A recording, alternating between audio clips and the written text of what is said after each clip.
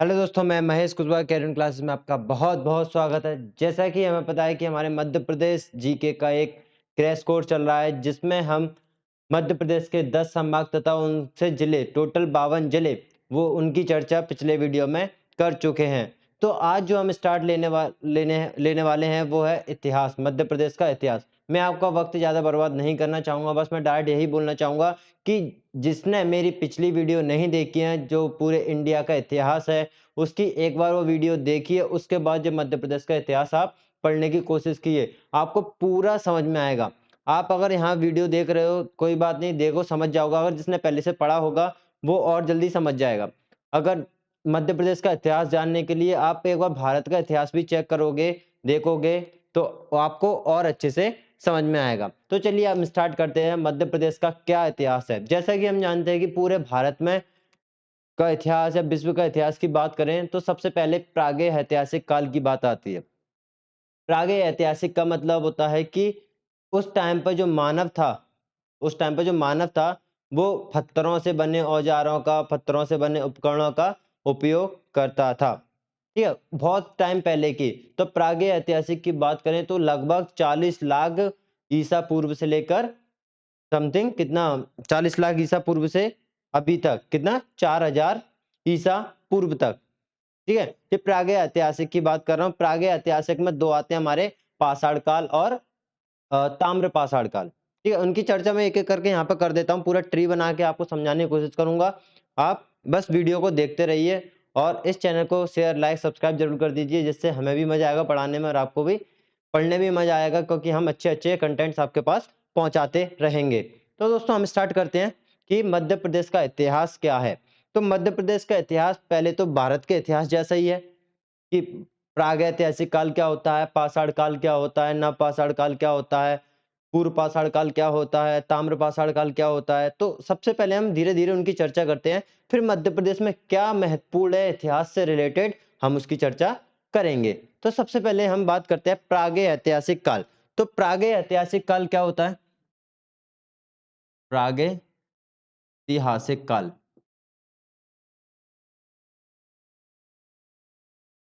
प्रागैतिहासिक काल। जब प्रागैतिहासिक की काल की बात करें, तो यह वह काल है जिस समय जो मनुष्य था, जिस समय वो जब मनुष्य था, वो क्या करता था? प सॉरी, पत्थरों के उपकरण तथा पत्थरों के औजारों का उपयोग करता था। इसे ही हम क्या कहते हैं? पाषाण काल कहते हैं। प्रागैतिहासिक काल को ही क्या कहा जाता है? पाषाण काल कहा जाता है। ठीक है? प्रागैतिहासिक काल को ही पाषाण काल कहा जाता है और ताम्र पाषाण काल इसी के अंदर ही आता है।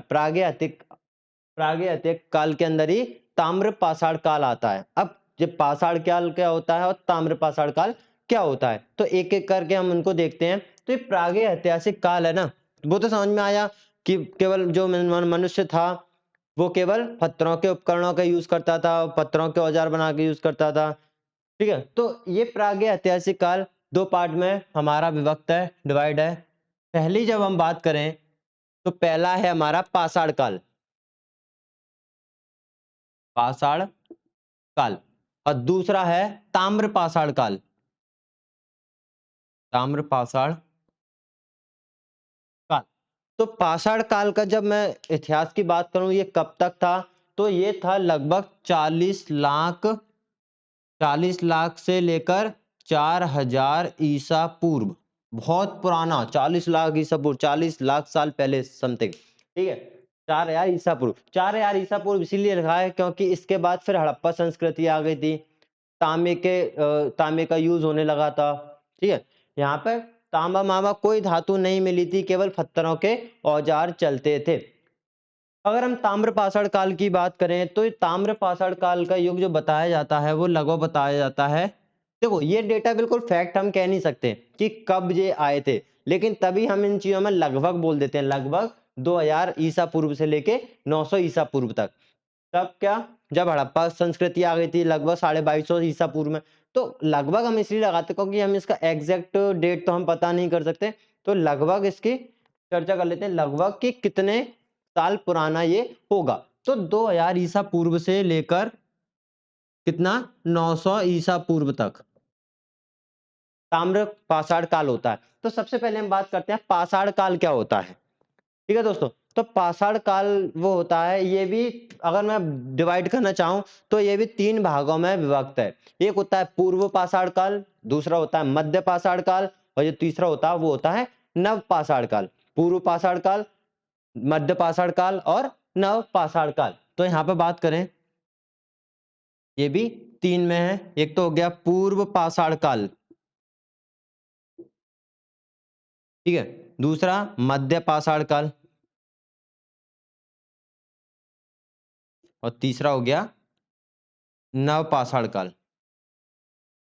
अब मैं इनकी आपको डेट नहीं बता रहा हूँ कि कब से कब होता है, लेकिन इसका इतना ज्यादा कोई डीप में पूछता नहीं है। वैसे 40 लाख से 1 लाख तक पूर्व पाषाण काल हो जाएगा, 40,000 तक। फिर 40,000 से लेकर 10,000 तक मध्य पाषाण काल हो जाएगा। फिर 10,000 से लेकर 4,000 तक नव पाषाण काल हो जाएगा। तो इतना डीप में ये पूछता नहीं। अगर आपको लिखना है तो आप लिख सकते हो, ठीक है। अगर मैं पाषाण काल की बात करूं तो पूर्व पाषाण काल में क्या होता था। पूर्व पाषाण काल में, तो पूर्व पाषाण काल में जब जो मनुष्य था वो क्या करता था, औजार तो बनाता था पत्थरों के, लेकिन उनमें कोई बैट नहीं होते थे। जैसे हत्था होता है ना, कि औजारों के पीछे से आरी आरी के पीछे लकड़ी का हत्था लगा रहता है, खुरपी है उसके पीछे लकड़ी का हत्था लगा रहता है। तो उस टाइम पे क्या कोई हत्थे वाले औजार नहीं थे। बस सुनते जाना ध्यान से। पूर्व पाषाण काल में जो औजार थे वो हत्थे वाले औजार नहीं थे, बैट वाले औजार नहीं थे। और उस टाइम एक औजार सबसे ज्यादा प्रचलित में था, वो था हस्त कुठार। कौन सा सबसे ज्यादा धातु का, वो सबसे ज्यादा औजार जो प्रचलित में था, सबसे ज्यादा चलता था, वो था हस्त कुठार। ठीक है, हस्त कुठार, हस्त कुठार। ठीक है, हस्त कुठार एक औजार है। हस्त कुठार औजार, हथियार कह सकते हो, हस्त कुठार हथियार। ये बहुत ज्यादा प्रचलित में था उस टाइम पे। उस टाइम बैट वाले उपकरण जो हथियार यूज नहीं होते थे। अब बात करते हैं मध्य पाषाण काल की।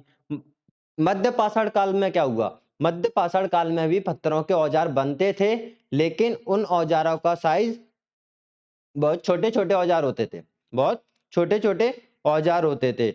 और इनके साक्ष्य भी मिले हैं, तो यहाँ पे लिख देना पत्थरों के छोटे औजार, पत्थरों के छोटे औजार। और इनके जो साक्ष्य मिले हैं, ये पत्थरों के छोटे छोटे औजार, इनके जो साक्ष्य मिले हैं वो मिले हैं चंबल नदी, बेतवा नदी, नर्मदा नदी की घाटियों में। ठीक है, इनके साक्ष्य कहाँ मिले हैं, पत्थरों के छोटे छोटे औजार मिलने के चंबल नदी, नर्मदा नदी, बेतवा नदी की घाटियों पे इनके साक्ष्य मिले हैं। ठीक है दोस्तों, अब बात करते हैं नवपाषाण काल की। तो नवपाषाण काल में ही ज्यादातर चीजों की खोज हुई, जैसे कि आग, ठीक है, अग्नि, आग की खोज नवपाषाण काल में ही हुई थी।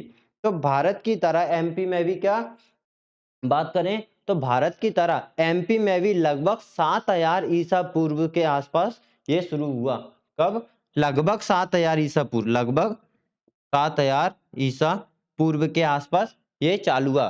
पूरे भारत में चालू हुआ, भारत के साथ साथ मध्य प्रदेश में भी लगभग 7,000 ईसा पूर्व में ही ये चालू हुआ। और आगे बात करते हैं, तो इस टाइम सबसे ज्यादा जो हथियार बनते थे वो कुल्हाड़ी, ठीक है, कुल्हाड़ी मिली है, बसूला मिला है, घन मिला है। ऐसे औजार हमें नवपाषाण काल के मिले हैं।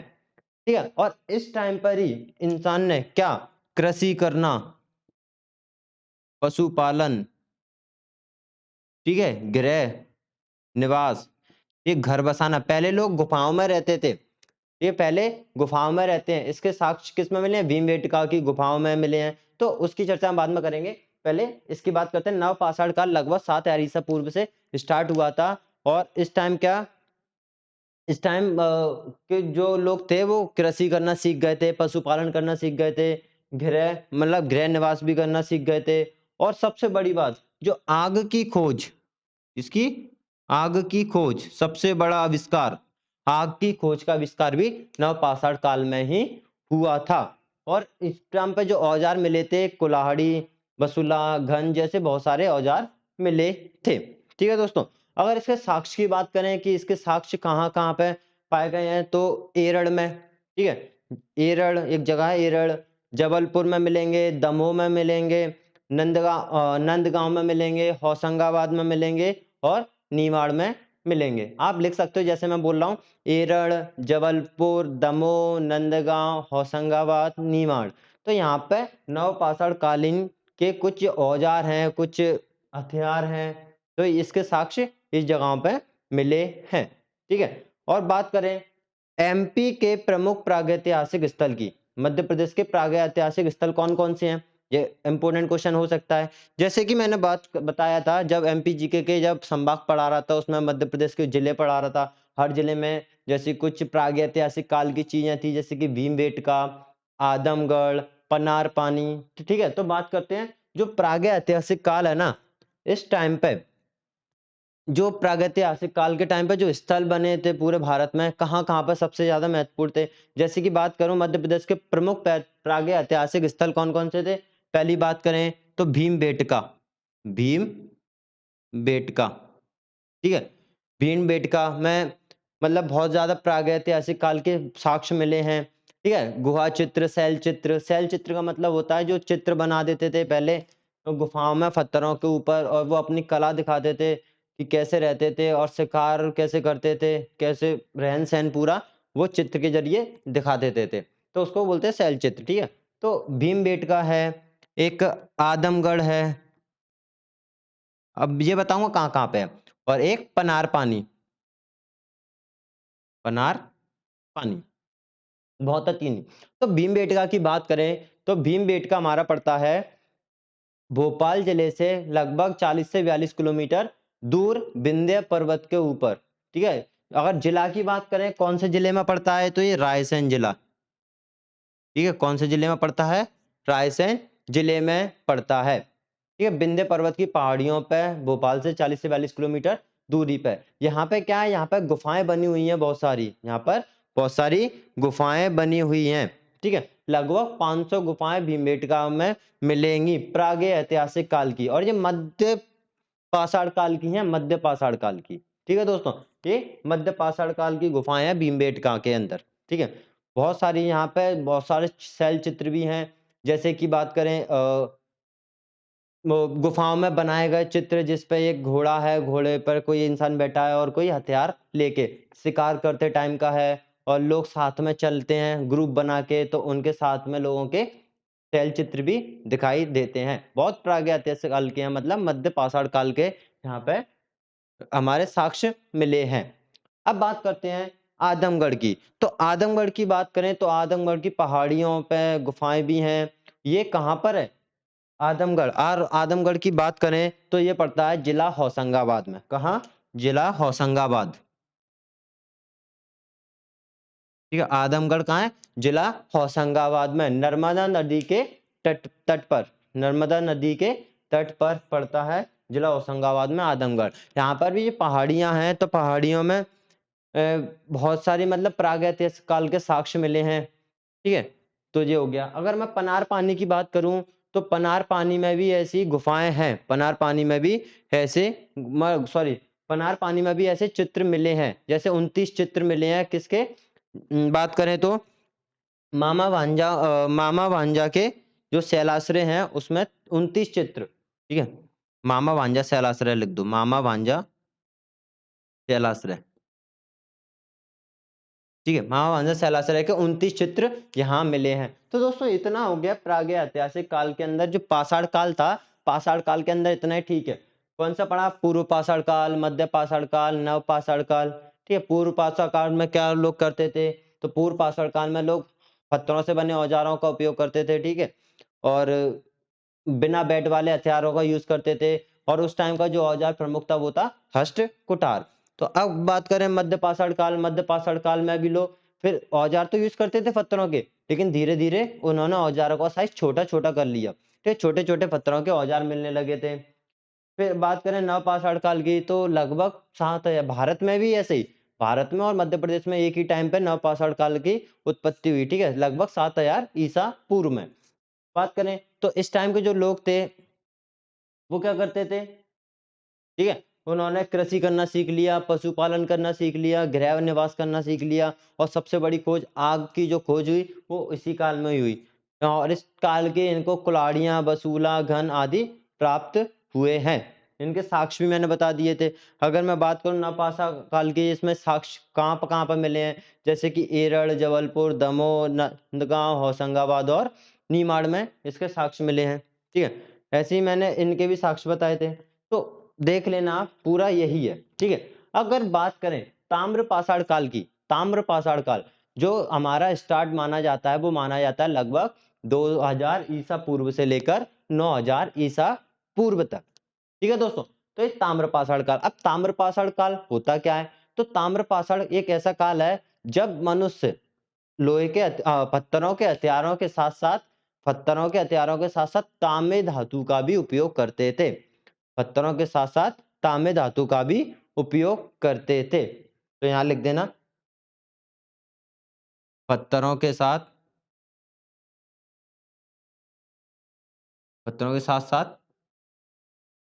तांबा धातु का उपयोग, पत्थरों के साथ साथ तांबा धातु का भी उपयोग करते थे। और इसके जो साक्ष्य मिले हैं ना, तो मालवा में मिले हैं। मालवा में वृषभ की मूर्तियां, ठीक है, तांबे की मूर्तियां हैं, वृषभ, ये वृषभ की मूर्तियां मिली हैं। यहाँ पे क्या और क्या मिला है? मालवा में वृषभ की मूर्तियां, वृषभ की मूर्तियां भी मिली हैं। ठीक है दोस्तों, और क्या मिला है इसमें? और ये हो गया। और यहाँ पे जो इसके साक्ष्य की बात करें, ताम्रपाषाण काल युग, ये कहाँ से पता लगा है, इसके साक्ष्य कहाँ मिले हैं? तो एक जगह है कायता। कौन सी जगह है? कायता, जो कि कहाँ पड़ती है? उज्जैन जिले में पड़ती है। कायता कहाँ पड़ती है? उज्जैन जिले में। किस जगह पे? छोटी सिंधु नदी तट पर। ठीक है, एक जगह है कायता, कहाँ पर है? ये उज्जैन में है। कायता कहाँ पर है? उज्जैन में। ठीक है, और वहां पर कहाँ पर? उज्जैन में किस जगह पर? छोटी सिंधु नदी के तट पर। छोटी सिंधु नदी के तट पर। ठीक है, उज्जैन में कायता है। यहाँ पे क्या मिला है? ये पहली ताम्रपाषाण नगरी मानी जाती है, पहली ताम्रपाषाण बस्ती मानी जाती है। कौन सी? कायता। अगर इसकी बात करें, इसका जो काल बताया जाता है ताम्रपाषाण काल कायता में, वो कितना बताया जाता है? लगभग 2015 ईसा पूर्व से लेकर 1380 ईसा पूर्व तक इसका काल बताया जाता है। मतलब कायता में जो ताम्रपाषाण काल जो चला है, कायथा जगह पर ताम्रपाषाण काल वो चला है, वो लगभग कब तक चला है? 2015 ईसा पूर्व से लेकर 1380 ईसा पूर्व तक। ठीक है दोस्तों, तो इसका वो हो गया, काल हो गया। अगर हम बात करें और आगे, यहाँ से बहुत सारे साक्ष्य भी मिले हैं, जैसे यहाँ से कंकड़, ठीक है, छेनी, कुल्हाड़ी आदि तांबे की वो औजार मिले हैं। कौन कौन से? कंकड़, ठीक है, छेनी, कुल्हाड़ी, ठीक है, तांबे की तांबे के औजार, ठीक है, तांबे के औजार मिले हैं। कहाँ से? कायता से। इसके साक्ष्य की बात करें तो, ठीक है, कायता, ठीक है, कायता की बात आ गई, तो कायता में एक चीज भी है। कायता का इंपोर्टेंस क्या है? कायता में बरहा मिहिर की जन्मभूमि है।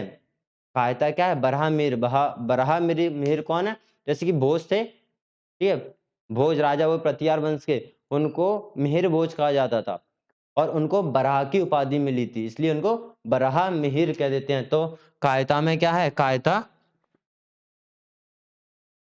बराह मिहिर की कौन क्या है? जन्मभूमि। ठीक है, कायता क्या है? बारह मिहिर की जन्मभूमि क्या है? कायता है। ठीक है, ये कायता में अभी इसके ताम्रपाषाण युग के साक्ष्य मिले हैं। अब बात करते हैं एरड़ की। ठीक है, एरड़ में भी क्या? ताम्रपाषाण कालीन क्या मिले हैं? साक्ष्य मिले हैं। और एरड़ की बात आई, तो एरड़ कौन से जिले में पड़ता है? सागर जिले में पड़ता है। यहाँ पर भी क्या है? तांबे की कुल्हाड़ियां, ठीक है, सोने के टुकड़े, गोल टुकड़े, सोने के गोल टुकड़े, और काले लाल मृद भांड, ठीक है, और चित्रित धूसर मृद भांड यहाँ पे मिले हैं। तो मैं लिख देता हूँ एरड़ जगह पे, इसको मिटाल देता हूँ।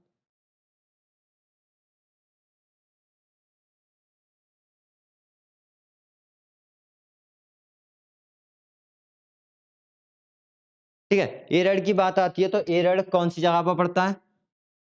एरड़ एरड़ पड़ता है सागर जिले में। ठीक है, सागर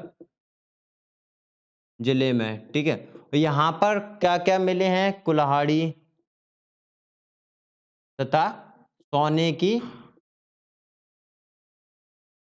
सोने के गोल टुकड़े, लो सोने के गोल टुकड़े, सोने के गोल टुकड़े एरड़ से मिले हैं।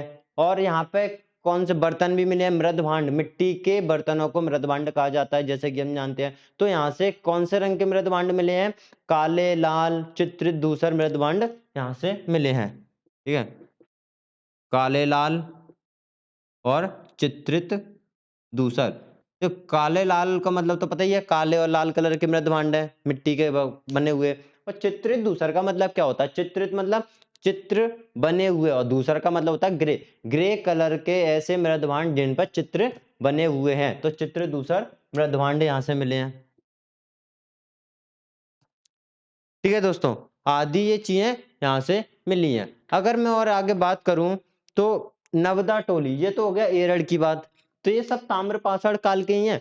कौन कौन से? कायता है और अपना एरड़ है। अब बात करते हैं नवदा टोली। नवदा टोली भी एक ताम्र पाषाण कालीन हमारी क्या है, एक बस्ती मानी जाती है। तो ये कहाँ पर पड़ती है? ये पड़ती है महेश्वर में। ठीक है, महेश्वर में किस जगह पर? नर्मदा नदी के तट पर। ठीक है, यहाँ पर लिख देते हैं। ये एरड़ की बात हो गई। अब किसके बाद की बात आएगी? नवदा टोली। नवदा टोली ये कहाँ पर पड़ती है? महेश्वर। देखो महेश्वर की एक जगह है, कहाँ पर है? जैसे अवंती में जनपद आपके बताऊंगा आपको। एक महाजनपद का उदय हुआ था, तो उसमें से एक जनपद था अवंती नाम का। तो अवंती दो हिस्सों में बटा हुआ था, एक उत्तर एक दक्षिण। उत्तर की जो राजधानी थी वो उज्जैन थी, और दक्षिण की जो राजधानी थी वो थी महिष्मती, जिसी को ये महेश्वर कहा जाता है। तो महेश्वर में नवदा टोली कहाँ पे? महेश्वर में, और नर्मदा नदी के तट पर। नर्मदा नदी के तट पर। ठीक है दोस्तों, नर्मदा नदी के तट पर ये स्थित है। यहाँ पर भी क्या मिला हुआ है? तांबे के औजार मिले हैं, तांबे और पत्थर के औजार मिले हैं। नवदा टोली यहाँ पर भी क्या मिला है? तांबे और पत्थर के औजार। ठीक है, तांबे और पत्थर के औजार मिले हैं। अगर ऐसी मैं और बात करूं, नागदा, जैसे कि हम जानते हैं कि नागदा कहाँ पर पड़ता है? उज्जैन में पड़ता है। तो आप लिख लो, मैं यहाँ पे नोट नहीं कर रहा हूँ ऐसी चीजें, आप लिख सकते हो। ठीक है, तो नागदा एक जगह है, वो कहाँ पर है? उज्जैन में। ठीक है, अब जो प्रस्तावित जिला है, वैसे ये अब नागदा जिला बनेगा फ्यूचर में जाके। तो ये उज्जैन में पड़ता है। नागदा कहाँ है? उज्जैन में है, चंबल नदी के तट पर। ठीक है, नागदा उज्जैन में चंबल नदी के तट पर। यहाँ पे भी मृद भांड मिले हैं। कैसे मृद भांड मिले? लाल काले। ठीक है, और यहाँ पे लघु पाषाण के अस्त्र भी मिले हैं, लघु पाषाण काल के अस्त्र भी मिले हैं, और मृद भांड भी मिले हैं। कहाँ पर? नागदा में। तो नागदा भी क्या है? ताम्र पाषाण काल की ही बस्ती है। और आगे बात करें, एक है अवरा। ये कौन सी है? अवरा। तो ये है मंदसौर जिले में। अवरा कहाँ पर है? मंदसौर जिले में। आप लिख सकते हो, अवरा मंदसौर जिले में है। ठीक है, एक अवरा नाम का गांव है मंदसौर जिले में, एक अवरा नाम का गांव है। वहां से मिले हैं काले यहाँ के जो निवासी थे, इस काल के जो निवासी थे, वो कैसे मृद भांडों का यूज करते थे? चित्रित लाल, काले, सफेद रंग के मृद भांडों का उपयोग करते थे। चित्रित लाल काले मतलब चित्र बने होते थे, लाल और काले कलर के मृद भांड होते थे, और सफेद रंग से पुते हुए भी मृद भांडों का ये यूज करते थे। यही यहाँ से मिले हैं। कहाँ से? अवरा नामक गांव से। ये पड़ता है मंदसौर में। अगर हम बात करें एक और ताम्रपाषाण की, तो एक है डांगवाला। ठीक है दोस्तों, डांग वाला। तो ये डांग वाला पड़ता है उज्जैन में। ठीक है, उज्जैन से 32 किलोमीटर की दूरी पर एक डांग वाला एक जगह है, वहां वो भी क्या है? एक ताम्र पाषाण कालीन बस्ती है। ठीक है दोस्तों, तो ये ताम्र पाषाण काल आप लिख सकते हो। जो मैंने कुछ बातें बोली हैं वो आप नोट कर लेना वीडियो को पॉज करके। ये ठीक है, कौन कौन सी बोली थी? नागदा, अवरा और डांगवाला। इसके अलावा बोई बस्ती। ऐसे तो बहुत सारे साक्ष्य हैं, लेकिन ये थोड़े फेमस है। तो ये ताम्रपाषाण काल की बात हो गई। ठीक है, तो यहाँ पर पूरे प्रागैतिहासिक काल हमने देख लिया। प्रागैतिहासिक काल पूरा हो गया। प्रागैतिहासिक काल दो चीजों में, दो भाग में बटा हुआ था, एक पाषाण काल और एक ताम्र पाषाण काल। तो पाषाण काल की भी चीजें देख ली और ताम्र पाषाण काल की भी चीजें देख ली। अब हम बात करते हैं प्राचीन भारत की। ठीक है, प्राचीन भारत मतलब प्राचीन इतिहास की, सबसे पुराना इतिहास की बात करते हैं, जब से पूरा काम चलना स्टार्ट हुआ था। तो प्राचीन इतिहास की बात करें तो यह काल लगभग वैदिक काल से माना जाता है। ये कब? लगभग वैदिक काल से। वैसे हम इसमें हड़प्पा भी बात करें तो हड़प्पा हमारी ताम्रपाषाण कालीन कि मैं हड़प्पा आती है वैसे कांस्य युग की सभ्यता। कांस्य मतलब यहाँ पर तांबे और टिन से मिलके एक मिश्र धातु बनती थी, उसको कहते हैं कांस्य। तो कांस्य का यूज करना हड़प्पाई लोग सीख गए थे। ठीक है दोस्तों, हड़प्पाई लोग। अब हम मध्य प्रदेश का पढ़ रहे हैं इसलिए हम वो थोड़ा स्किप कर रहे हैं। अगर आपको हड़प्पा के बारे में पढ़ना है तो मेरी ये वीडियो पड़ी हुई है, भारत का इतिहास की पूरी इंडियन हिस्ट्री, उसमें हड़प्पा के बारे में पूरी बताई गई हुई है। पूरा एक लेक्चर 1 घंटे का पूरा हड़प्पा के बारे में आपको बताया गया। आप पहले मैं चाहूंगा कि आप पहले वो वीडियो देखिए कि भारत का इतिहास पूरा कैसा चला है, उसके बाद मध्य प्रदेश पे आओगे तो आपको बहुत मजा आने वाला है और कभी नहीं भूलोगे। ठीक है दोस्तों, तो अब चलते हैं हम प्राचीन इतिहास की तरफ। प्राचीन इतिहास जो हमारा माना जाता है वो माना जाता है वैदिक काल से। ठीक है, हम हड़प्पा इसको छोड़ रहे हैं क्योंकि हड़प्पा कांस्य युग की थी, उन्होंने जो काम किए थे वो हमने उसमें देख लिए थे। ठीक है, और हड़प्पाई लोग मध्य प्रदेश तक नहीं आ पाए थे। ठीक है, वो सिंधु नदी के आसपास ही और फिर या फिर कह सकते हैं पश्चिमी उत्तर प्रदेश तक, यहाँ तक ही वो सीमित थे, नीचे तक नहीं आ पाए थे। अगर हम बात करें प्राचीन इतिहास की, तो प्राचीन इतिहास का जो युग स्टार्ट होता है वो स्टार्ट होता है वैदिक काल से। जैसे कि हम जानते हैं जो वैदिक काल चला था वो लगभग चला था 1500 ईसा पूर्व से लेकर 600 ईसा पूर्व तक। देखो, वैदिक काल और उसमें ही उत्तर वैदिक काल आ गया। ठीक है, ऋग्वैदिक काल अलग है और उत्तर वैदिक काल अलग है। तो अगर ऋग्वैदिक काल की बात करें तो वो होता है लगभग 1500 ईसा पूर्व से 1200 ईसा पूर्व। तो एक एक करके हम उनकी चर्चा कर लेते हैं। ठीक है, अब बात करते हैं प्राचीन इतिहास। तो प्राचीन इतिहास का जो युग है वो कब से माना जाता है? वैदिक काल से। ठीक है, प्राचीन भारत, सॉरी प्राचीन इतिहास, प्राचीन भारत नहीं, प्राचीन इतिहास। ये प्राचीन इतिहास का जो युग माना जाता है वो माना जाता है वैदिक काल से। वैदिक काल से कब से? 1500 ईसा पूर्व से लेकर 600 ईसा पूर्व के आसपास ही इसकी शुरुआत हुई थी। ठीक है, तब लोग मिट्टी के बर्तन यूज करते थे, जैसे धूसर रंग के। धूसर रंग मतलब होता है, धूसर का मतलब होता है ग्रे, ग्रे कलर होता है ना, तो ग्रे कलर के मिट्टी के बर्तन यूज करते थे और चित्रित यूज करते थे, मतलब उन पर चित्र भी बने होते हैं, चित्रित धूसर मृत भांड क्या यूज करते थे प्राचीन काल में। तो पहले तो ये लिख देना, इसका जो काल माना जाता है वो कब से माना जाता है? 1500 ईसा पूर्व से लेकर 600 ईसा पूर्व तक, इतना लिख देना। और इस टाइम के प्राचीन इतिहास में जब बात कर रहे हैं तो इस टाइम के लोग जो मृद भांडों की बात आती है, कौन सा मृद भांड यूज करते थे? पहले लोहा नहीं चलता था, लोहे की उत्पत्ति तो बाद में हुई, लोहे का जो खोज हुई थी वो बाद में हुई थी। हम अभी की बात कर रहे हैं, ठीक है, 1500 से लेकर बात कर रहे हैं। तो अब बात करें तो इस टाइम के जो लोग थे, इस काल के जब मनुष्य थे, वो कौन से बर्तन यूज करते थे? वो मृद भांड जो यूज करते थे वो करते थे धूसर रंग के, ग्रे कलर के, और या फिर कह सकते हो चित्रित धूसर मृद भांड। चित्रित धूसर मृद भांड का मतलब क्या होता है? ऐसे धूसर मृद भांड मतलब ऐसे ग्रे कलर के मृद भांड जिन पर चित्र बने होते थे। ठीक है, तो वो हो गया चित्रित धूसर मृद भांड, जिसको पीजीडब्ल्यू भी कह देते हैं। चित्रित धूसर मृद भांड को पीजीडब्ल्यू भी कहते हैं। मैं पॉइंट बना के लिख देता हूं यहाँ पर कि कौन से मृद भांड यूज करते थे? धूसर मृद भांड, धूसर, ठीक है, मृद भांड, ठीक है, या फिर कह सकते हो चित्रित धूसर मृद भांड, चित्रित धूसर मृद भांड, जिसको पीजीडब्ल्यू भी कह देते हैं, पीजीडब्ल्यू भी कह देते हैं। ठीक है दोस्तों, ये ऐसे बर्तन वो यूज करते थे प्राचीन भारत के जो लोग थे 1500 बीसी में आसपास, वो ये वाला यूज करते थे। अगर हम थोड़ा और मध्य प्रदेश के दक्षिण में जाएं, मध्य प्रदेश के दक्षिण में जाएं तो यहाँ पे साक्ष्य मिले हैं। ठीक है, यहाँ पे साक्ष्य मिले हैं लोहा होने के।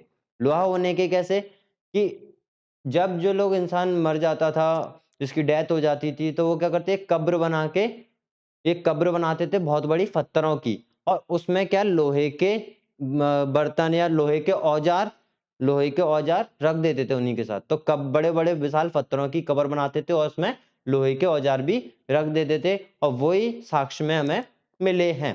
ठीक है दोस्तों, अब बात करते हैं महापाषाण युग की। अब महापाषाण युग क्या होता है?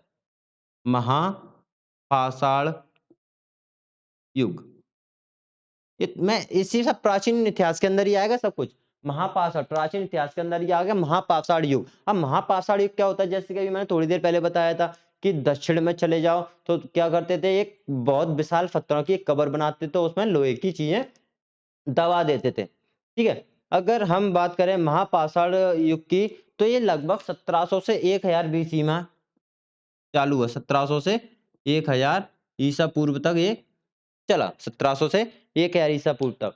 तो यहाँ पे मैंने बताया समाधि बनाई हुई थी, ये कब्र मतलब समाधि बनाई हुई थी। तो प्राप्त समाधियों को क्या कहते हैं? महापाषाण स्मारक कहा जाता है। जो समाधियां थी, समाधियों को क्या कहा जाता है? महापाषाण स्मारक। महापाषाण, यहाँ पर लिख देना समाधियों को, प्राप्त समाधि। ये पहले वो पॉइंट लिख लेना जो मैंने पहले बोला था, कौन सा? कि दक्षिण में जाके एक साक्ष्य मिले थे, जैसा विशाल पत्थरों की कब्र बनाई हुई थी, उसमें लोहे के क्या मिले थे? औजार मिले थे। उसके बाद जो प्राप्त समाधि थी, मतलब प्राप्त समाधि मतलब वही कब्र थी, प्राप्त जो कब्र थी उसमें क्या था? प्राप्त समाधियों को क्या कह देते हैं? समाधि को महापाषाण स्मारक कहा जाता है। महापाषाण स्मारक कहा जाता है। ठीक है दोस्तों, दिख रहा है? महापाषाण स्मारक कहा जाता। अब महापाषाण स्मारक को मेगालिथ भी कहा देते हैं। मेगालिथ तो क्या देते हैं? मेगालिथ भी बोल देते हैं। ठीक है, मेगालिथ। ठीक है, और ये इसके साक्ष्य कहाँ मिले हैं? मध्य प्रदेश के सिवनी जिले में, रीवा में है, ऐसे स्मारक प्राप्त हुए हैं।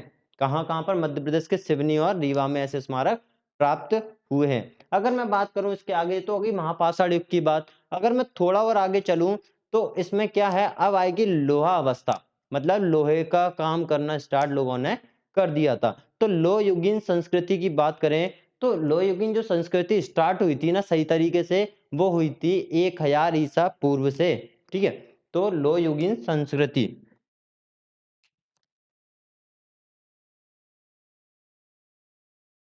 लोह युगीन, लोह मतलब लोहा, ठीक है, संस्कृति, ये कब स्टार्ट हुई थी? लगभग 1000 ईसा पूर्व से ये स्टार्ट हुई थी। ठीक है, तो इसके जो साक्ष्य की बात करें तो इसके जो साक्ष्य मिले हैं लोहा उपस्थित होने के, वो मिले हैं मध्य प्रदेश के सबसे ऊपर भिंड, मुरैना, ग्वालियर, श्योपुर। ठीक है, वो पूरी जगह वहां पर ही है, भिंड, मुरैना, ग्वालियर और श्योपुर। तो ये सब किसके हैं? लोह युगीन संस्कृति के जो साक्ष्य मिले हैं वो इस जगह पे मिले हैं। कहाँ पर? लिख देते हैं, भिंड, मुरैना, ग्वालियर और श्योपुर। यहाँ पर लोह युगीन संस्कृति के साक्ष्य मिले हैं। ठीक है दोस्तों, तो ये लोह युगीन संस्कृति की बात करें। अब थोड़ा और इसमें आगे चलें तो पहले एक बात और बता देता हूँ, वैदिक युग। वैदिक युग, जैसे कि मैंने अभी बताया था, वैदिक युग कहाँ से स्टार्ट हुआ था? 1500 से लेकर 600 ईसा पूर्व तक वैदिक युग, और वही प्राचीन इतिहास का युग माना जाता है। तो ऋग्वैदिक काल की बात करें, इसमें वैदिक युग के अंदर भी ऋग्वैदिक है। ठीक है, वैदिक युग क्यों बोलते हैं इसको? क्योंकि इसमें वेद लिखे गए थे। ठीक है, जैसे ऋग्वेद, तो ऋग्वेद की डेट अलग है, 1500 से लगभग 1200 ईसा पूर्व तक ऋग्वेद माना जाता है, और 1200 से लगभग 600 में, और बाकी के 3 जो वेद हैं, अथर्ववेद, सामवेद, सोमवेद, ठीक है, तो सामवेद और यजुर्वेद, तो बाकी 3 ना वो इस काल में लिखे गए थे, इसलिए इसको वैदिक काल कह देते हैं। ठीक है, वैदिक काल में हो जाता है हमारा ऋग्वैदिक, और उत्तर वैदिक काल में हो जाते हैं हमारे बाकी के 3 वेदिक जो लिखे गए हैं, 3 वेद जो लिखे गए हैं। तो ऋग्वैदिक काल की बात करें तो ये स्टार्ट हुआ था 1500 से लेकर लगभग 1200 ईसा पूर्व तक ये चला। इस टाइम पे जो टाइम पर ही क्या हुआ था, जो हिंदू धर्म का सबसे बड़ा ग्रंथ है ऋग्वेद, ठीक है, सबसे प्राचीन हिंदू धर्म का सबसे प्राचीन जो ग्रंथ है वो है ऋग्वेद, तो इसी टाइम पर उसकी रचना हुई थी। ठीक है, इसमें फिर क्या हुआ, जो आर्य लोग थे ऋग्वैदिक काल में, जब आर्य लोग, हमें पता आर्य लोग कहाँ से आए थे, यूनान से आए थे। जिसने इतिहास के लेक्चर नहीं देखे तो जरूर देखना, आपको सही समझ में आने वाला है। तो जो आर्य लोग थे वो आए थे यूनान से, यूनान से आल्प्स पर्वत के पूर्वी क्षेत्र से। आल्प्स एक पर्वत था, आल्प्स पर्वत, वहां के पूर्वी क्षेत्र से आए थे। अब वो केवल पश्चिम तक ही रह गए थे। वो कहां तक रह गए थे, पश्चिम तक ही रह गए थे, सिंधु नदी तक, केवल वैदिक काल में, ठीक है, ऋग्वैदिक काल में। अब वो धीरे धीरे फिर आए, ठीक है, उत्तर वैदिक काल आते आते वो धीरे धीरे, जब वो मध्य प्रदेश तक आए, उत्तर वैदिक काल में आए वो मध्य प्रदेश, ठीक है। वो कब आए, उत्तर वैदिक काल, ठीक है, उत्तर वैदिक काल में आए। उत्तर वैदिक काल कब से माना जाता है, लगभग 1200 से 600 ईसा पूर्व तक उत्तर वैदिक काल माना जाता है। तब वो धीरे धीरे मध्य प्रदेश में जब वो एंटर हुए, और कहां से, विंध्याचल को जब उन्होंने पार किया, क्योंकि हम जानते हैं मध्य प्रदेश में कौन सी पर्वत श्रृंखला है सबसे ऊपर, दो ही पर्वत श्रृंखलाएं, सतपुड़ा और एक विंध्याचल। तो विंध्याचल को जब उन्होंने पार किया तो वो मध्य प्रदेश में एंटर हुए। अगर पौराणिक कथाओं के हिसाब से बात करें तो पौराणिक कथाओं के अनुसार, चलो इसकी अभी चर्चा अभी करते हैं थोड़ी देर में। तो यहाँ पे आप लिख लेना ये वाला पॉइंट, कौन सा, जो आर्य लोग आ रहे थे वो कहां से आए थे, आल्प्स पर्वत से आए थे। वो कहां पड़ता है, यूनान में, आल्प्स पर्वत के पूर्वी क्षेत्र से आए थे, यूनान में पड़ता है। वो स्टार्टिंग में कहां तक आए थे, पश्चिमी क्षेत्र तक आए थे, यहाँ पर सिंधु नदी तक, ठीक है, सिंधु नदी तक, मतलब या कह सकते हो उत्तर में तक आए थे, ठीक है। उसके बाद जब उत्तर वैदिक काल में आते आते 1200 लेकर 600 तक उत्तर वैदिक काल आता है। जब उत्तर वैदिक काल में आते आते उन्होंने विंध्य पर्वत को पार किया, और कहां तक पहुंच गए, वो मध्य प्रदेश में पहुंच गए। तो ये हो गया हमारा थोड़ा सा विवरण। अगर इसमें हम थोड़ा सा और इम्पोर्टेंट बात लें, इसमें नहीं, थोड़ा अलग है वो, इंपॉर्टेंट बात लें, तो पौराणिक कथाओं के अनुसार, पौराणिक मतलब जो पुरानी कथाओं में बोलते हैं, लिखा गया, पौराणिक कथाओं के अनुसार जो नागवंशी शासक था, नागवंशी शासक, एक शासक का नाम है, इसने राज किया था, नागवंशी, ठीक है, उस शासक का, नागवंशी शासक था, वो कहाँ रहता था, नर्मदा के क्षेत्र में शासन करता था, ठीक है। नागवंशी में मिटा देता हूं इसको,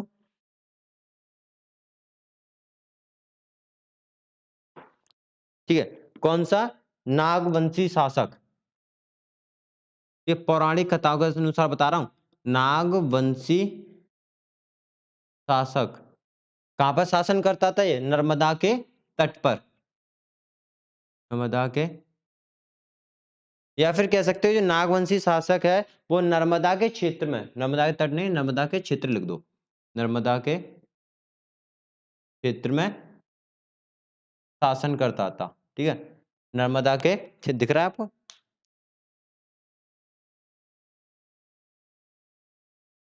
ठीक है, नर्मदा के क्षेत्र में वो शासन करता था। तो कौन था, नागवंशी कोई राजा था, वो शासन करता था। उस समय ही क्या किया, ये नर्मदा नदी है ना, उसका नाम पहले क्या था, रेवा था। इस समय ही नर्मदा का नाम क्या था, नर्मदा का नाम रेवा, रेवा, ठीक है, नर्मदा का नाम क्या था, रेवा, ठीक है, उस समय नर्मदा का नाम रेवा था। और थोड़े इसमें और तथ्यों पे आते हैं। तो एक मौर्य गंधर्व थे, मौर्य गंधर्व कौन थे, मौर्य गंधर्वों से जब उनका संघर्ष हुआ, किनका, नागवंशियों का, नागवंशियों का संघर्ष किससे हुआ, मौर्य, नाम थोड़ा याद करना डिफिकल्ट है, मौर्य, ठीक है, मौर्य गंधर्व, मौर्य गंधर्व, ठीक है, मौर्य गंधर्व से जब नागवंशियों का संघर्ष हुआ, तो जो अयोध्या के जो राजा थे, अयोध्या के जो राजा थे मंधाता, ठीक है, याद रखना, मौर्य गंधर्व का नागवंशियों से जब संघर्ष हुआ, तब अयोध्या के राजा कौन थे, मंदाता, अयोध्या के राजा मंदाता, ठीक है, अयोध्या के राजा मंदाता, इसने क्या किया, मंदाता ने अपने पुत्र को भेजा, अपने पुत्र जिसका नाम था पुरुकुत्स, इसका नाम था पुरुकुत्स, क्या नाम था, ये मंदाता के पुत्र का नाम, मंदाता का पुत्र पुरुकुत्स, ठीक है। ये आप स्टोरी सुनते रहो, जैसे आपको नोट्स बनाना है आप बना लेना, ठीक है, मैं बोलता जा रहा हूँ आप बना लेना। तो अयोध्या के राजा थे मंदाता, उन्होंने क्या, अपने पुत्र को भेजा, पुरुकुत्स को भेजा, किसके लिए, नागवंशियों के लिए, इनकी रक्षा के लिए, या फिर इनकी तरफ से लड़ने के लिए, ठीक है। तो मौर्य गंधर्वों को इन्होंने क्या किया, हरा दिया, मौर्य गंधर्वों को हरा दिया। किसके वजह से हारे? क्योंकि इसने मदद की थी, किसने? पुरुकुत्स ने। किसकी? नागवंशियों की मदद की थी। ठीक, और किसने भेजा था? वो अयोध्या के राजा जो मंदाता थे। अब मंदाता की कहानी भी बाद में बताऊंगा, ये किस कुल के थे, कैसे बने, वो अभी 1-2 लाइन बाद भी बताऊंगा।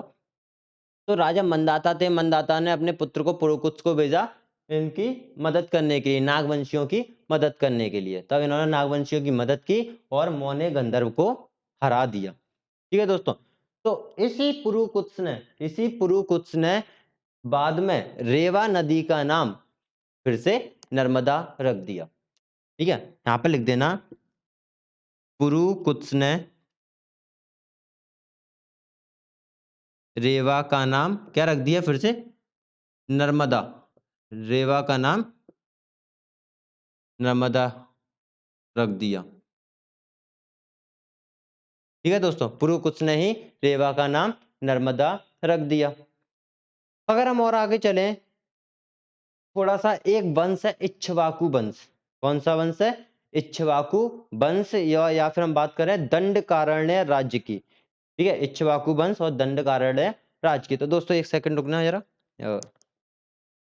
तो दोस्तों अब बात करते हैं इक्ष्वाकु वंश और दंडकारण्य वंश की। तो इसको मिटाते हैं, इक्ष्वाकु वंश और दंडकारण्य वंश की। अब वो कैसे बने? इक्ष्वाकु वंश, इक्ष्वाकु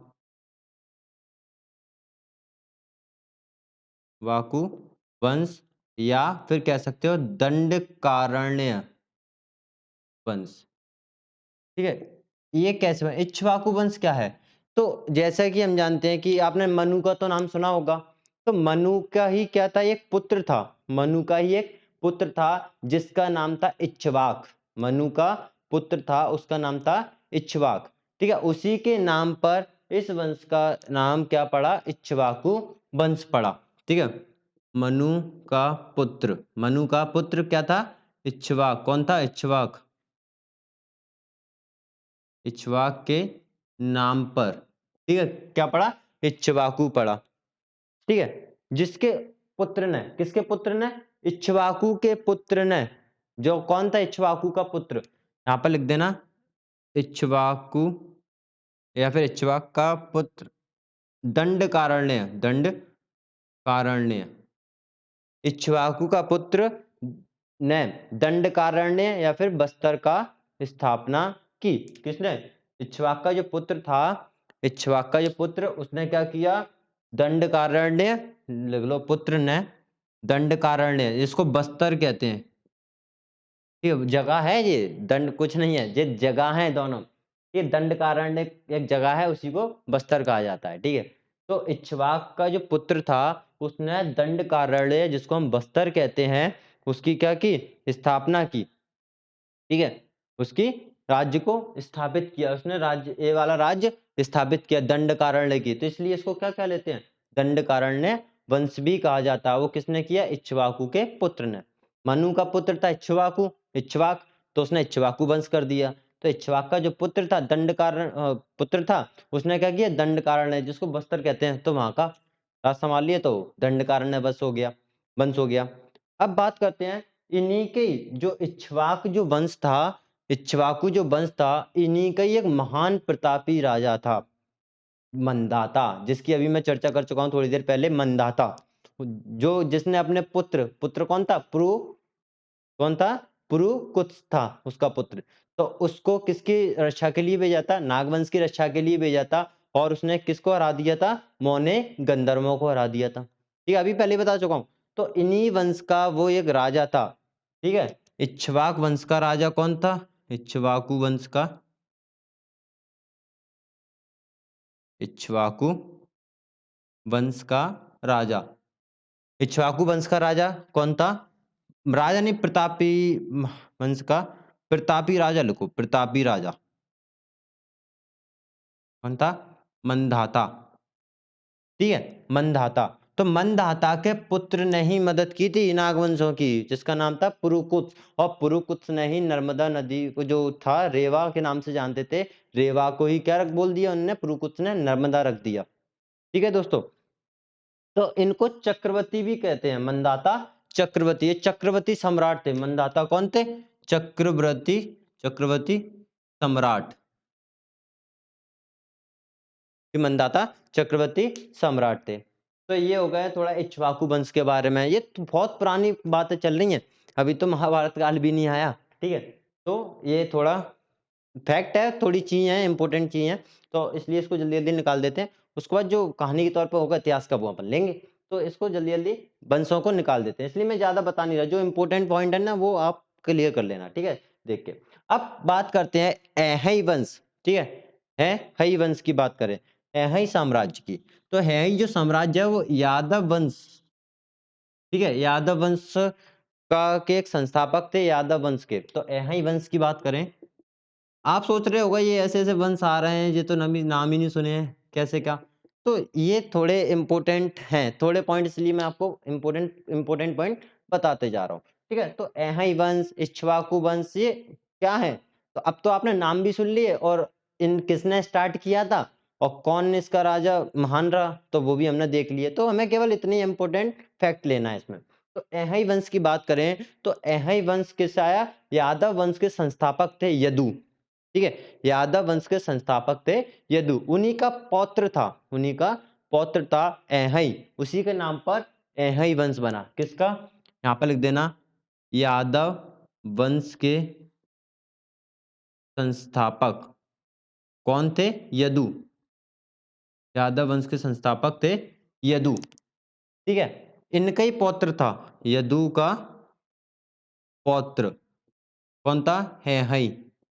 यदु का पौत्र था ऐहई, उसी के नाम पर ऐहई वंश का मतलब ऐहई जो राज्य था वो स्थापित हुआ, ठीक है। ऐहई राज्य स्थापित हुआ और ऐहई राज्य के एक राजा थे, ऐहई राज्य के एक राजा थे जिनका नाम था महिष्मंत, ठीक है। ऐहई राज्य के राजा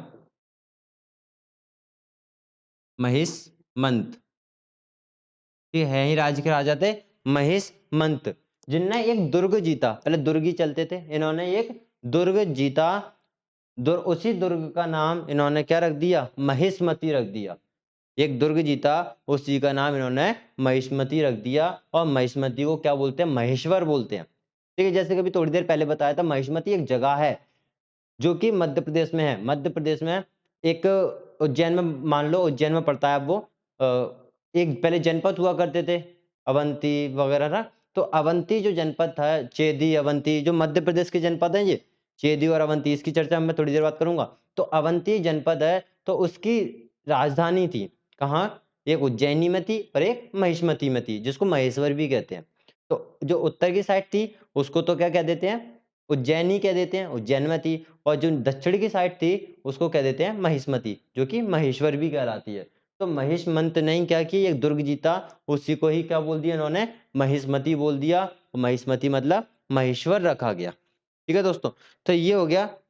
थोड़ा और आगे और बात करूं तो इसके जो वंशज थे कृतवीर्य, तो इस ऐहई वंश के सबसे प्रतापी राजाओं में से विशाल साम्राज्य उन्होंने स्थापित किया था। लिख देना, ऐहई वंश के राजा के महान राजा, ठीक है। महान राजा कौन? कृतवीर। ये याद रखना, कृतवीर कौन से वंश के थे? वो ऐहई वंश के थे। इन्होंने एक महान साम्राज्य को, महान साम्राज्य की एक स्थापना की, मतलब महान साम्राज्य, पूरे साम्राज्य को फैला लिया उन्होंने अच्छे तरीके से, ठीक है। महाभारत में की बात करें तो महाभारत में महिष्मती, महाभारत काल में जो हम इम्पोर्टेंट जो जगहों की बात करें, महत्वपूर्ण जगह मध्य प्रदेश के अंदर महाभारत काल की, वो कौन सी हैं? महिष्मती है, उज्जैनी है, जैसे अभी थोड़ी देर पहले बताया था, महिष्मती दक्षिण की राजधानी अवंती में, और जो उज्जैनी थी वो कहाँ की थी? यहाँ पर लिख देता हूँ, मध्य प्रदेश के प्रमुख क्षेत्र, ठीक है। कौन से काल के? महाभारत काल के, महाभारत के मध्य प्रदेश के प्रमुख क्षेत्र कौन कौन से हैं? एक तो आ गया हमारा महिष्मती, एक उज्जैनी, एक कुंतलपुर, एक बिरत। यहाँ पर लिख देता हूँ पहले एक एक करके।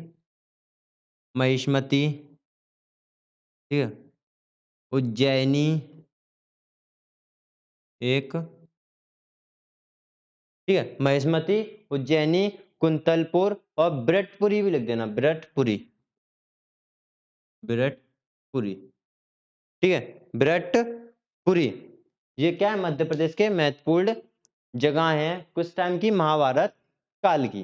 तो दोस्तों ये हो गया थोड़े छोटे मोटे वंशों के बारे में, अहई वंश के बारे में हो गया, इक्ष्वाकु वंश के बारे में हो गया। तो थोड़े इंपॉर्टेंट फैक्ट थे, इन वंशों से लेकर हमने रख दिए। जो महान राजा जैसे महिष्मती, जो अवंती राज्य की राजधानी वो किसके नाम पर बनी थी, महिष्मंत। महिष्मंत किस वंश के राजा थे, तो अहई वंश के राजा थे। तो ऐसे थोड़े इंपॉर्टेंट फैक्ट हमने यहाँ पर देख लिए। अब हम बात करते हैं महाजनपद युग की। महाजनपद युग, महाजनपद युग क्या था, जैसे कि मैंने थोड़ी देर पहले चर्चा की थी इसकी, कि महाजनपद युग पहले क्या था, लगभग 1500 तो ईसा पूर्व की बात बता रहा हूँ।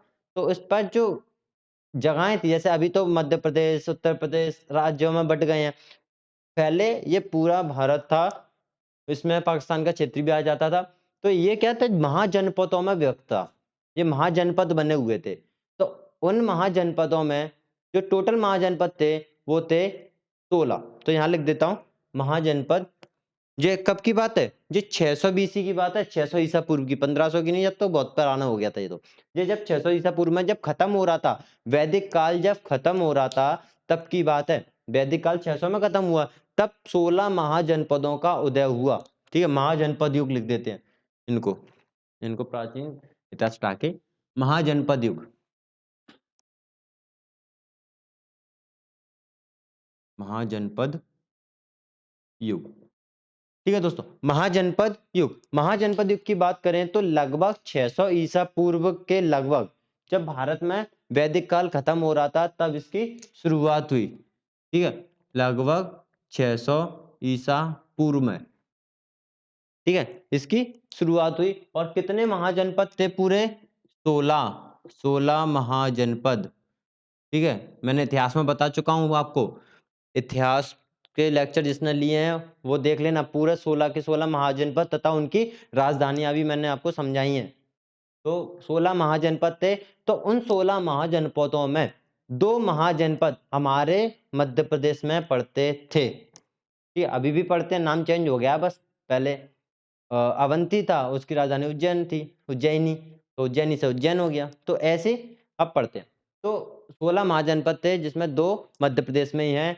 एक तो है हमारा चेदी और दूसरा है हमारा अवंती। जो चेदी है वो पड़ता है बुंदेलखंड में, और जो अवंती है वो पड़ता है उज्जैन में, जैसे कि थोड़ी देर पहले मैं आपको बता चुका हूं।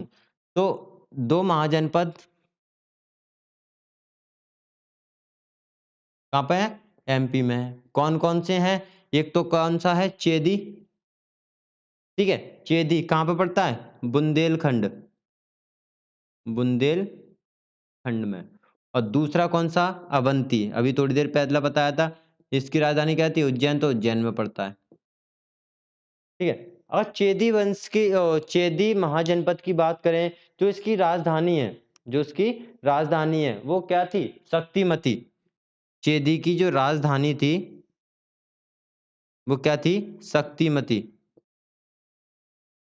शक्तिमती। अवंती की राजधानी की बात करें तो अवंती की 2 राजधानियां थी, एक उत्तर में और एक दक्षिण में। तो इसकी जो राजधानी की बात करें, 2 राजधानी थी, एक उत्तर में क्या थी, उत्तर में उज्जैनी, उज्जैनी, और दक्षिण में थी महिष्मती, महिष्मती। और महिष्मती को ही क्या कहते हैं, महेश्वर कहते हैं। ठीक है दोस्तों, ये हो गया अवंती का चेदी का थोड़ा सा। अगर और चलें तो इस चेदी जनपद की बात करें तो चेदी जनपद, इसकी शाखा, एक और शाखा थी इसकी, इसकी शाखा एक और कहां पर पड़ती थी, कलिंग में स्थापित हुई। ठीक है, इसकी एक और शाखा लिख लेना, चेदी जो महाजनपद था, चेदी जनपद, इसकी एक और शाखा थी, वो कहां पर थी, कलिंग में। जिसका जो राजा था, कलिंग का जो महान राजा था वो था खारवेल। ठीक है, वहां का प्रसिद्ध राजा था चेदी वंश, ठीक है, प्रसिद्ध शासक था। चेदी वंश का राजा एक था शिशुपाल, आपने शिशुपाल का नाम शायद सुना होगा, जिसको भगवान श्री कृष्ण ने जिसका सर काट दिया था, भगवान श्री कृष्ण ने जिसका सर काट दिया था शिशुपाल का। ठीक है, वो किस वंश का था, वो कहाँ का था, वो वहां का ही था, कलिंग में ही। ठीक है, कलिंग में खारवेल वहां का प्रसिद्ध शासक हुआ। और चेदी वंश के राजा, ये वाले चेदी वंश की बात कर रहा हूँ, कलिंग नहीं, सॉरी चेदी वंश, ठीक है। चेदी वंश के एक राजा थे, कौन थे? शिशुपाल। वहां का महान भारत में भी वर्णन है उसका, ठीक है, महाभारत में भी उसका वर्णन है, किसका? शिशुपाल का। उसका श्री कृष्ण ने सर काट दिया था, ठीक है। तो वो चेदी वंश का ही था। कौन था? यहाँ पर लिख देना, महान राजा। महान राजा चेदी वंश का महान राजा कौन था? शिशुपाल। एक चीज और लिख लेना इससे पहले, जो चेदी की ये दूसरी शाखा थी कलिंग, वहां का राजा कौन था? खारवेल। वहां का राजा खारवेल था। और चेदी वंश का और एक और राजा था, महान राजा, एक था शिशुपाल। उसकी अपन देखेंगे तो महाभारत में भी चर्चा की गई है, जिसका सर श्री कृष्ण ने धड़ से अलग कर दिया था, ठीक है। बताया जाता है 100 गलतियां माफ करना होता है, तो जैसी 101 भी तो उन्होंने गला काट दिया, ऐसा बताया जाता है। ये मिथ है ये, ठीक है। तो महान राजा शिशुपाल थे। इसकी बात करें और आगे, जिसका सिर श्री कृष्ण ने काट बता दिया था। और चेदी बाद में, जो चेदी साम्राज्य, जो चेदी जनपद था, ये बाद में धीरे धीरे कमजोर होता गया। ये चेदी साम्राज्य बाद में कमजोर होता गया। और मगध जनपद ने, मगध उस टाइम पर बहुत बड़ा महाजनपद था, ठीक है। मगध ने इसको अपने में मिला दिया। अब ये कमजोर हो गया, ये जनपद कैसा हो गया? कमजोर हो गया। तो इसने लड़ाई की होगी मगध के राजाओं ने, तो इसको अपने में मिला लिया, ठीक है। तो ये हो गई चेदी वंश की बात। बाद में लिख दो, बाद में अवंत, बाद में किस में मिल गया? मगध में मिला। कौन सा? चेदी जनपद किसमें मिल गया? मगध में मिल गया। अगर हम अवंती की बात करें, तो अवंती की जो राजधानी बताया था अभी, कहाँ है? उज्जैनी में और एक महिष्मती में। ऊपर उज्जैन थी, मतलब उत्तर में उज्जैन थी और दक्षिण में महिष्मती थी, ठीक है। बौद्ध ग्रंथ में अवंती को क्या कहा गया है? तो बौद्ध ग्रंथ में अवंती को कहा गया है अच्युत गामिनी। अच्युत गामिनी, ठीक है, यहाँ लिख देना। बौद्ध धर्म में अवंती को अच्युत गामिनी, अच्युत गामिनी दिख रहा है आपको? अच्युत गामिनी कहा गया है बौद्ध धर्म में। जो उज्जैनी थी उसको क्या कहा गया? अच्युत गामिनी कहा गया है, ठीक है। अगर हम बात करें ये उज्जैनी और महिष्मती की, ठीक है, ऊपर उत्तर में क्या थी? उज्जैनी थी, और नीचे क्या थी? महिष्मती थी। और दोनों के बीच में एक नदी बहती थी, वो थी बेतवा, ठीक है। उज्जैनी और महिष्मती के बीच में कौन सी नदी बहती थी? यहां पर लिख देना, उज्जैन तथा महिष्मती। महिष्मती के मध्य, मतलब बीच में कौन सी नदी है? बेतवा, ठीक है। इनके बीच में कौन सी नदी बहती है? बेतवा, जिसको बेत्रावती भी कहा जाता है। इसको क्या कहता है? बेत्रावती भी कहा जाता है, जी। प्रवाहित होती थी या बहती थी, ठीक है, इनके मध्य में। और आगे बात करें, अवंती के दो प्रसिद्ध नगर भी थे। एक था कुररधर और दूसरा था सुदर्शनपुर, ठीक है। पूछ सकते हैं ये नगर किसके थे? अवंती के दो नगर, अवंती के दो प्रमुख नगर कौन कौन से थे? एक तो था कुररधर, ये कौन सा था? कुररधर, ठीक है, कुररधर। और दूसरा कौन सा था? दूसरा था सुदर्शनपुर, ठीक है, यहाँ पर लिख देता हूँ, सुदर्शनपुर, सुदर्शन, ठीक है, सुदर्शनपुर दिख रहा है। पहला तो था कुरधरपुर, ओ कुरधर, और दूसरा था सुदर्शनपुर। तो दो अवंती के महत्वपूर्ण नगर माने जाते हैं।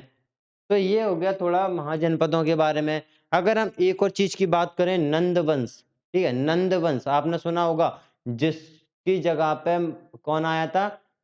चंद्रगुप्त मौर्य, ठीक है, जिसने धनानंद को हराया था। उसी वंश की हम बात करेंगे। कौन से? नंद वंश की बात करते हैं पहले तो, ठीक है। नंद वंश ये बहुत ही अच्छा वंश था, बहुत शक्तिशाली भी था, पैसों से भी धनी था। तो नंद वंश की बात करें, तो नंद वंश में क्या था? मगध में नंदवंशी का राजा का राज था। मगध में थे, क्योंकि मैंने बताया था किसने हराया था? इनके जो अंतिम राजा थे, कह सकते हो धनानंद। धनानंद को किसने हराया था? चंद्रगुप्त मौर्य ने हराया था। किसके मदद से? चाणक्य की मदद से, जिसका नाम विष्णुगुप्त भी कह सकते हो, ठीक है। चाणक्य मदरसे किसको हराया था? धनानंद को हराया था। और धनानंद इसी वंश का राजा था, अंतिम राजा। वो तो हो गए अंतिम राजा क्योंकि चंद्रगुप्त ने हरा दिया और चंद्रगुप्त मगध में शासन करने लगा। तो नंद वंश की बात करें, नंद वंश, ठीक है, नंद वंश। तो नंद वंश मगध में नंदवंशी राजा कौन थे? महापद्मनंद, ठीक है, महापद्मनंद, ठीक है, कौन थे? महापद्मनंद, ठीक है, महापद्मनंद थे। इन्होंने क्या? साम्राज्य का विस्तार किया, अपनी नीति लगाई इसमें। और चेदी साम्राज्य को, जैसा कि मैं पहले बता चुका हूं, चेदी साम्राज्य धीरे धीरे कमजोर होता गया। वो किस में मिल गया था? मगध में मिल गया था। तो अब वो किसने किया था? महापद्मनंद ने अपना रणनीति लगाई, ठीक है। अब साम्राज्य विस्तार करने के मतलब साम्राज्य को बढ़ाने के लिए रणनीति लगाई। और उसमें क्या किया? चेदी जो जनपद था उसको क्या किया? अपने में मिला लिया। किसने? महापद्मनंद ने, ठीक है। इसके साक्ष्य भी मिले हैं, बड़वानी से नंदवंश की मुद्राएं भी मिली हैं, ठीक है, बड़वानी से, याद रखना, बड़वानी से नंदवंश की मुद्राएं प्राप्त, ठीक है, मुद्राएं प्राप्त हुई। बड़वानी से नंदवंश की मुद्राएं भी प्राप्त हुई हैं, इसका साक्ष्य मिला है यहाँ से, ठीक है। तो ये नंदवंश की बात आ गई। तो और बात करते हैं नंदवंश के जो अंतिम राजा थे, धनानंद। नंदवंश के अंतिम राजा कौन थे? धनानंद थे, जिसको हराया था किसने? चंद्रगुप्त मौर्य ने, ठीक है। चंद्रगुप्त मौर्य ने किसकी मदद से? विष्णुगुप्त मतलब चाणक्य की मदद से। तो अब हम बात करते हैं मौर्य साम्राज्य की। तो मौर्य साम्राज्य कैसे काम कर रहा था, कैसे क्या, ठीक है। अब पूरा मौर्य साम्राज्य के बारे में आप पढ़ोगे तो पूरा इतिहास में जाना पड़ेगा, ठीक है, इतिहास के लेक्चर में आपको देखना पड़ेगा। मध्य प्रदेश में वो कम है, इसलिए हम इसको कम ही लेंगे। अगर आपको मौर्य साम्राज्य के बारे में पूरा पढ़ना है तो आप मेरी इतिहास की वीडियो देख सकते हो, प्लेलिस्ट में जाके आप वहां से पूरे इतिहास के लेक्चर ले सकते हो। मौर्य काल के पूरा समझ में आ जाएगा कि मौर्य वंश में कैसे क्या राज था, कौन कौन प्रतापी था, कौन कैसे क्या कर रहा था, ठीक है, सब कुछ पता लग जाएगा आपको वहां से। यहाँ पे अपन केवल महत्वपूर्ण तथ्य ले रहे हैं, एमपीजी के पढ़ रहे हैं तो, ठीक है। तो अब बात करते हैं मौर्य युग की। मौर्य युग, तो मौर्य के समय जो अवंती था, अवंती तथा चेदी, वो क्या हुआ?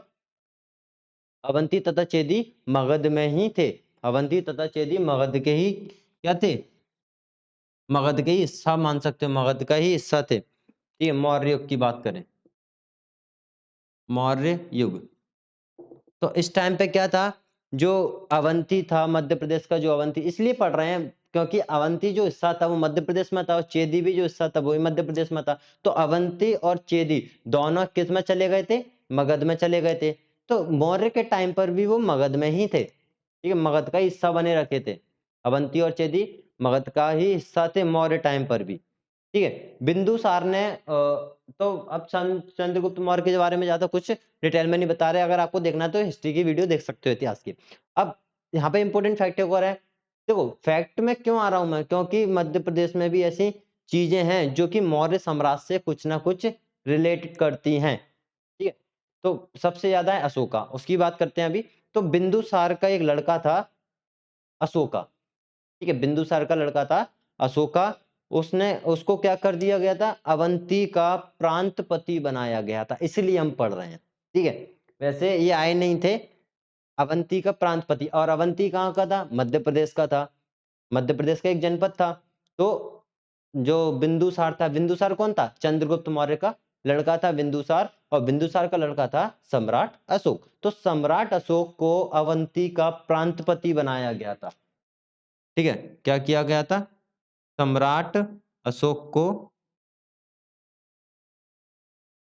प्रांतपति, किसका? अवंती का प्रांतपति, अवंती का प्रांतपति बनाया गया था, ठीक है। जब उसके शासन करने से पहले उसके शासन करने से पहले वो अवंती का क्या था? एक मात्र प्रांतपति था, जिसने विदिशा को, ठीक है, जिसने क्या किया? विदिशा की एक रानी कह सकते हो, क्योंकि अशोक सम्राट तो वो सम्राट नहीं हो जाएगा, ठीक है। अवंती का प्रांतपति बना दिया था। तो विदिशा की एक लड़की थी, किसकी? शकवंशी थी। शकवंशी मतलब जो शक थे, शक वंश के एक रानी थी, वो थी श्रीदेवी, राजकुमारी कह सकते हो, राजकुमारी, शक वंश की एक राजकुमारी थी, उसका नाम था श्रीदेवी, ठीक है, श्रीदेवी, जिसको एक नाम और है उसका महादेवी, ठीक है, श्रीदेवी या फिर महादेवी, यहाँ पर लिख देता हूँ। फिर अशोक ने क्या किया? अशोक ने, ठीक है, कौन सी जगह की? विदिशा, विदिशा की शकवंशी, शकवंशी, शकवंशी मतलब शक साम्राज्य था, तो शकवंशी एक राजकुमारी थी श्रीदेवी, जिसको क्या कहते हैं? महादेवी भी कहा जाता है। तो महादेवी से इसने शादी कर ली, महादेवी से शादी कर ली। और महादेवी ये थी कौन? ये वैश्य की पुत्री थी। वैश्य कौन होते हैं? बताया था, वैश्य, जो पूरा व्यापार करते हैं ना, वो वैश्य होते हैं, ठीक है, व्यापार करना पूरा, तो वो वैश्यों में गिने जाते हैं। उसकी पुत्री थी, उससे, वो कहाँ के थे? विदिशा के थे, उससे अशोक ने शादी की, ठीक है। और इसके लिए जैसे कि मैं बताता हूँ कि अशोक ने स्तूप बनवाए हैं। सबसे फेमस स्तूप कहाँ पर? सांची में, सांची में सबसे फेमस स्तूप है अशोक का, ठीक है, सांची में सबसे फेमस स्तूप है। तो ऐसे ही एक स्तूप और बनवाया था, किसके लिए? महादेवी के लिए, महादेवी के लिए एक स्तूप और बनवाया था, जिसको वैश्य की टेकरी कहा जाता है, ठीक है। अशोक ने इसके लिए महादेवी या फिर श्रीदेवी के लिए, ठीक है, के लिए स्तूप बनाया, जिसको क्या कहते हैं? वैश्य की टेकरी, वैश्य की टेकरी, वैश्य की टेकरी कहा जाता है महादेवी के लिए। जो स्तूप बना हुआ था उसको क्या कह देते हैं? वैश्य की टेकरी कह देते हैं, ठीक है। सांची में स्तूप बना हुआ था महादेवी के लिए भी, उज्जैन में। और वो स्तूप कहाँ बनाया था? बता देता हूँ। महादेवी के लिए स्तूप बनाया कहाँ पे? उज्जैन में, ठीक है। महादेवी के लिए स्तूप बनाया कहाँ पे? वो तो सांची में बनाया था, वो अलग था। ये उज्जैन में बनाया था, इसके लिए महादेवी के लिए, जिसको क्या कह देते हैं? वैश्य की टेकरी कहा जाता है। तो दोस्तों ये हो गया हमारा थोड़ा सा आज का वीडियो, और ज्यादा खींचेंगे तो लंबा हो जाएगा। अब हम नेक्स्ट वीडियो में मिलते हैं, उसमें हम आगे के जो वंश होंगे उनके बारे में चर्चा करेंगे। तो यहाँ पर जो हो गया पूरे महत्वपूर्ण तथ्य, आप चाहो तो इसके अच्छे से नोट्स बना सकते हो और उसको एक बार रिवाइज कर सकते हो। और मैं तो बोलता हूँ कि आप पहले इतिहास के वीडियो देखिए, क्योंकि आपके जो एमपीपीएससी पढ़ रहे हो इतिहास तो आपको वैसे पढ़ना ही पढ़ना है। तो आप पहले इतिहास की वीडियो देखिए, उसके बाद या तो आपको इतिहास पता होगा तो पढ़ने में बहुत मजा आएगा, और थोड़ी सी गड़बड़ी होती है इतिहास में तो आप एक बार चेक कर लीजिए कि कहाँ कहाँ है। आप नोट से पढ़ना चाहें नोट से भी पढ़ सकते हैं। मैं ये नहीं कह रहा कि मेरी वीडियो ही देखिए, लेकिन आप यहाँ से पढ़ रहे हो, वहां से एक कंसेप्ट क्लियर करके उसके बाद ये देखोगे ना, फिर तो मजा ही आ जाएगा। ठीक है दोस्तों, अब मैं आपसे विदा लेता हूँ। एक बात खास बात है मेरे लिए, इस चैनल को शेयर लाइक सब्सक्राइब करना मत भूलिए। एक बार लाइक तो कर ही सकते हो और सब्सक्राइब तो जरूरी कर सकते हो, ठीक है। तो ये करना मत भूलिए। इसलिए मैं आपसे विदा लेता हूँ, ठीक है। Thank you, bye.